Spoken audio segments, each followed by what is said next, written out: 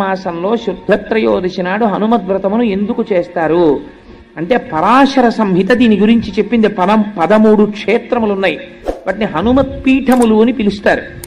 ఆ హనుమత్ పీఠములలో పంపా తీరము ఒక పీఠం. అలాగే మీకు హనుమద్ వ్రతాన్ని ఎందుకు చేస్తారు అంటే చాకాలములో అప్పటికప్పుడు విజయము కలగాలంటే ఏ వ్రతము చెయ్యాలి అన్నారు. పంపా తీరమునందు కూర్చుని మార్గశిర శుద్ధ త్రయోదశి నాడు చేసేటటువంటి వ్రతం అనుకోకుండా తిథి వచ్చింది.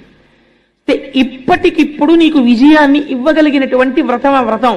మరి ఎలా ఇప్పుడు పంపా తీరానికి వెళ్ళడం అంటే నీకేం భయం లేదయా, నువ్వు ఇక్కడే కూర్చుని ఉండు, నీకు కలశలోకి పంపా తీరమును ఆవాహన చేస్తాం అని ఆ రాజుతో వ్రతం చేయించారు.